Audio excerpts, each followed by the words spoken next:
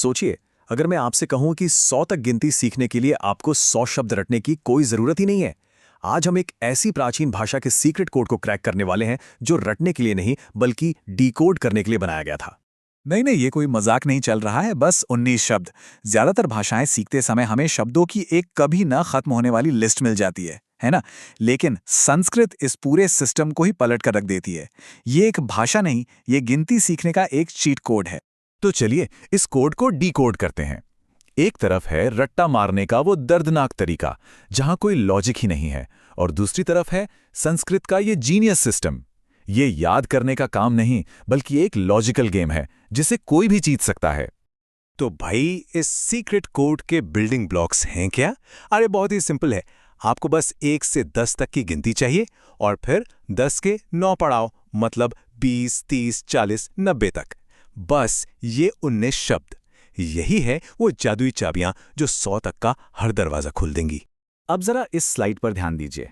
अंग्रेजी में 11 और 12 का कोई पैटर्न नहीं है। 13 में यूनिट पहले आ रहा है, लेकिन 21 में 10 पहले। मतलब कितना कंफ्यूजिंग है। पर संस्कृत में एक सीधा साधा नियम है जो कभी कभी भी नहीं टूटता। तो आखिर वो मास्टर नियम है क्या? सोचकर देखिए कि आप गिनती नहीं सीख रहे बल्कि आप लेगो ब्लॉक्स से खेल रहे हैं। जी हाँ, बिल्कुल वही बचपन वाले रंगीन ब्लॉक्स। संस्कृत की गिनती ठीक वैसे ही काम करती है। और ये रहा वो नियम, एकदम सिंपल। पहले यूनिट फिर 10, बस कहानी खत्म। 21 से 99 तक की हर एक संख्या इसी एक पावरफुल नियम से बनती है। कोई कंफ्यूजन नहीं, कोई अपवाद नहीं। चलिए अभी के अभी एक नंबर बनाते हैं।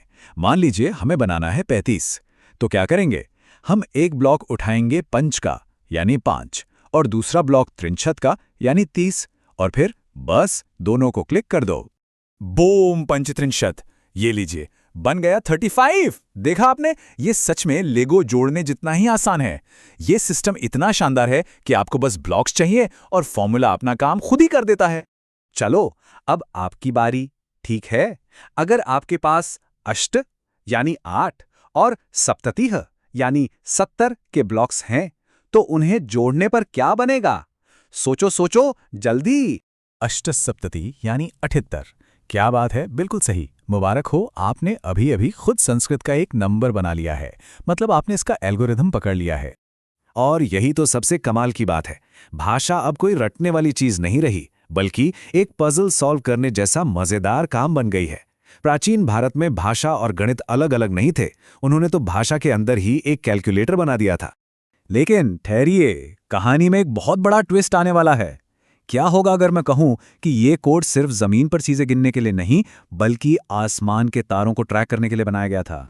आपने अष्टमी, नवमी जैसे शब्द तो सुने ही होंगे, है ना? पर कभी सोचा है कि अष्टम और अष्टमी में आखिर फर्क क्या है? ये सिर्फ एक जैसे सुनाई देने वाले शब्द नहीं है। इनके बीच में एक बहुत ही गहरा साइंटिफिक राज छिपा हुआ है। ये स्लाइड उस राज पर से पर्दा उठाती है। देखिए, जब आप आम लगाते हैं जैसे कि दशम, तो इसका मतलब है कि आप किसी लिस्ट में रैंक बता रहे हैं, जैसे रेस में कोई 10वें नंबर पर आया हो। लेकिन जब आप मी लगाते हैं ना, तो आप सीधे सीधे समय की बात कर रहे होते हैं, और खास तौर पर चांद के कैलेंडर की। अष्टमी का मतलब सिर्फ 8वां दिन नहीं होता। इसका सीधा कनेक्शन चांद के फेजेस से, उसकी चाल से है। जरा सोच कर देखिए, एक छोटा सा अक्षर, एक छोटी सी ध्वनि आपको व्याकरण की किताब से उठाकर सीधा स्पेस में ले जाती है। यह दिखाता है कि यह भाषा कितनी सटीक और कितनी गहरी है। सच कहूं तो एक दिमाग घुमा देने वाली बात है। ठीक है, ये सब जानकारी तो बहुत बढ़िया है, पर इसे सिखाया कैसे जाए?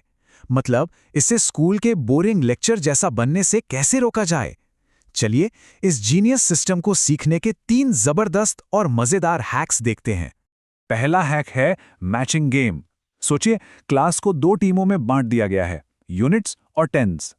टीचर चिल्लाता है 56, और फिर 60 यानी 6 और 50 यानी 50 के कार्ड वाले बच्चे भागकर एक दूसरे को ढूंढते हैं। सीखना एक फन एक्टिविटी बन जाता है। दूसरा हैक, बोरिंग वर्कशीट्स को तो भूल ही जाइए। हम इसे कोड ब्रेकिंग मिशन बना देंगे। कोई फिल इन द ब्लैंक्स नहीं, बल्कि असली पहेलियां सुलझानी है।